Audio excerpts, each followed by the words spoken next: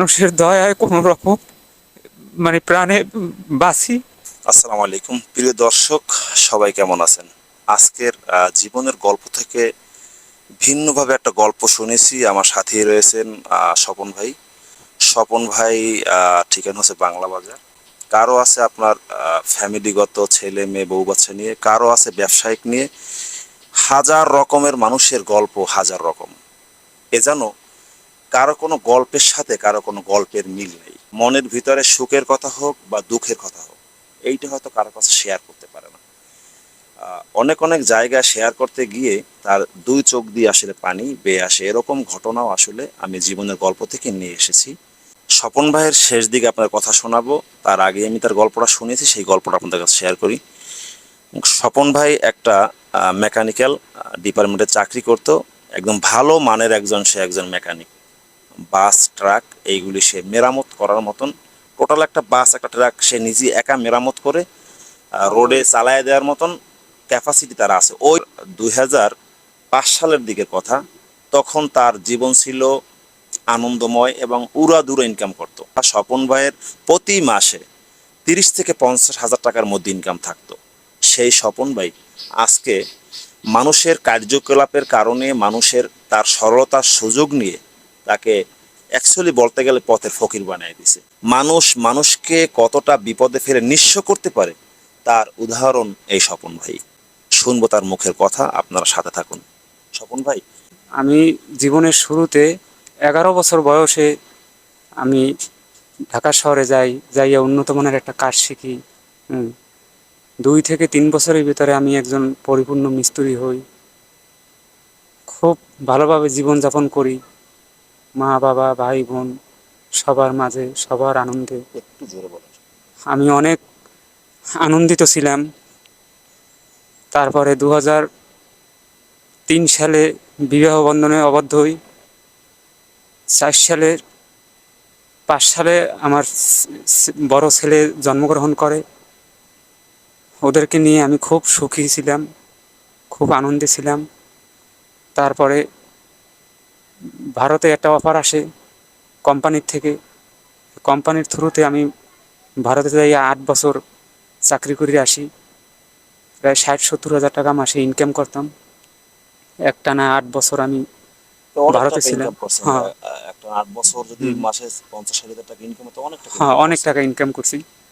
এবং বাড়িতে আসার পর ছোটোখাটো একটা ব্যবসার জন্যে মনস্তাব করলাম। হ্যাঁ, আচ্ছা আমার বলতো, কষ্ট হইতেছে। কষ্ট হচ্ছে। আমি আপনার কাছে ফিরে ব্যাপার। তো উনি যখন ইন্ডিয়া চাকরিতে যায়, সে চাকরিতে যাওয়ার পরে বাংলাদেশে কিছু মানুষের সাথে ওনার পরিচয় হয় এবং তাদের সাথে একটা সম্পর্ক ভালো হয়। তো উনি বাংলাদেশে আসার পরে ওনার সাথে ওই লোকগুলো যোগাযোগ করার পরে তো বলছে, যদি ব্যবসা করেন তাহলে চলেন বাগেরহাট, আপনি যে কাজ জানেন, যে কাজ এখানে পারফর্ম দেখাইছেন, সেই কাজই গ্যারেজ দেওয়া হোক। তো উনি সেইখানে ওনাদের কথা মতন উনি গ্যারেজ দেয়। কিভাবে, যে সাথে ছিল অল ইন অল বলছে যে বাগেরহাটের সম্পূর্ণ দায়িত্ব আমার, এই হিসাব করে তাকে নেওয়া হয়েছে। উনি ওইখানে মোটা অঙ্কের টাকা ইনভেস্ট করে। আর দোকান বা গ্যারেজের ডিট হয়, সেই ডিট কিন্তু ওনার নামে করা হয় নাই। সরল সোজা মানুষ বিশ্বাস করছে যে বন্ধু যেহেতু বলছে, ঠিক আছে বন্ধু তোর নামে ডিটটা কর।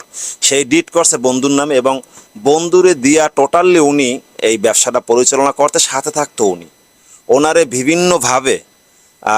বিভিন্নভাবে টাকা পয়সা বিভিন্ন জায়গায় খরচ করাইছে। তো উনি বলছে যেহেতু ইনকাম যদি হয় তা খরচ করলে সমস্যা কি। একদম লাস্ট কথা হয়েছে, ওনাকে তিলে তিলে তিলে তিলে ওনার যত ব্যালেন্স ছিল, ওনার ফ্যামিলি ওয়াইফের কাছে যত ব্যালেন্স ছিল, সেই ব্যালেন্সগুলি পিঁপড়ার মতো আস্তে আস্তে করে নিয়ে তারা আসলে হজম করছে। বিনিময়ে এই সরল সোজা মানুষটাকে পথের ফকির বানিয়ে দিয়েছে। লাস্ট যে ধরাটা খায় সেটা হলো পল্লী বিদ্যুতের। ওনার কথা মতো পল্লী বিদ্যুতের কিছু ডিফল্ট গাড়ি, অর্থাৎ যে গাড়িগুলো অকেজো হয়ে গেছে, সেই গাড়িগুলো বিক্রি করবে টেন্ডারের মাধ্যমে। আচ্ছা, বাকিটা তাহলে আপনি বলেন। হ্যাঁ, সে লোক খুলনার এক লোক ছিল, আমার ইন্ডিয়ান।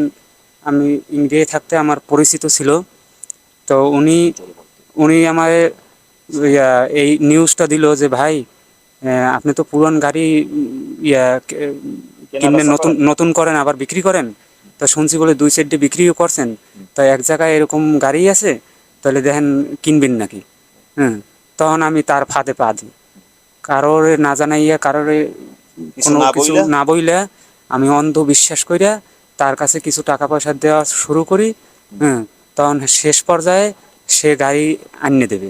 এই যে বলছে আপনার হয়, আমি দুজন ড্রাইভার আর টাকা পয়সা হেরে দিয়ে। ওনারা এককালীন হ্যাঁ, কত টাকা দিছিলেন ওরে এককালীন ওই দিছি। যাওয়ার সময় যখন ড্রাইভার পাঠাইছেন? হ্যাঁ, 4 লাখ টাকা। 4 লাখ টাকা দিয়ে দিছেন, হ্যাঁ, ওই হ্যাঁ, ড্রাইভার দিছেন সাথে দুইজন হয়, গাড়ি আনার জন্য। হয়। এরপরে ও ড্রাইভার সহ হে ইন্ডিয়ায় পার হয়ে গেছে 3 জন। আর তার সাথে দেখা হয় আর নাই? তার সাথে আজ পর্যন্ত কত বছর? তার সাথে দেখা হয় নাই। আচ্ছা, ওনার বাড়ি কি কোথায় খোঁজ খবর? ওনার ওনার বাড়ির জানি যে 13 খাদায় বাড়ি। ওনার বাড়িতে আমি খুলনায়? যাইনি, হয় খুলনায় যাইনি এবং চিনি না। উনি বলে লবণচড়ায় ভাড়া থাকতে, এরা জানি। পরে হেনে গেছি, যাইয়ে জিজ্ঞেস করছি মানুষের কাছে, কয় হে তো ভাড়া থাকতে হেনে, আর আমারে বলছে যে আমার বাড়ি হেনে। অন্ধবিশ্বাসে আমি দিছি। দেওয়ার পরে মনে করেন আমার একবারে সর্বোচ্চ সব মানে শান্ত হয়ে গেছি। ওরে আর কোনোদিন খুঁজে পাই না। তারপর আমি মাঝে ইন্ডিয়ায় যাই খোঁজার জন্য? হ্যাঁ, খোঁজার জন্য। একটা অনচেনা মানুষ, অনজানা মানুষ, তাকে আপনি এতগুলো টাকা দিয়ে পাঠাচ্ছেন গাড়ি আনতে, তা আপনার ওই যে 8 বছর আমার সাথে ছিল, থাকছে, বা মানে অন্ধবিশ্বাসের মতন কোনো সময় আমার ক্ষতি করে নাই। ওর কাছে আমার অনেক টাকা পয়সা আমি অনেক সময় রাখছি। সেই বিশ্বাসে সেই দিছেন? বিশ্বাসে ওর। স্বপন ভাই, আপনার কাছে আবার একটু পরে ফিরে আসবো। তো এরপরে হয়েছে সেই ব্যক্তি গেল টাকা নিয়ে, আর দ্বিতীয় ব্যক্তি যেখানে যখন তার গ্যারেজ ছিল সেই গ্যারেজের টাকাটা উনি মানে যে ইনভেস্ট করছিল, ও তার সাথে এখন যে সমস্যাটা হয়েছে, সে ওই টাকাটা অ্যাডভান্স যে ডিড, যার সেই ডিডটা হয়েছে ওনার নামে। উনি ডিডের টাকাটা নিয়ে এনেছে এবং সেখানে আর ওনার দোকান বা গ্যারেজ কিছুই নেই। একটা মানুষ যত আপনার বিশ্বাস হোক, যত আপনার কর্মচারী হোক, এবং দিনের পর দিন সে আপনার কাজ করুক বছরকে বছর, তো সেই ক্ষেত্রে আপনি তাকে বিশ্বাস করে এতগুলি টাকা এবং কোনো কাজের ব্যাপারে দেওয়া উচিত না। এটা আমি এই গল্প থেকে উঠে আসছে, এটা আমি মনে করি। কারণ মানুষকে বিশ্বাস করা সবচাইতে হইলে বর্তমানে বিপদ। বিশ্বাস ওই ব্যক্তিকেই করা যায় যে বিশ্বাসের মর্যাদা রাখবে।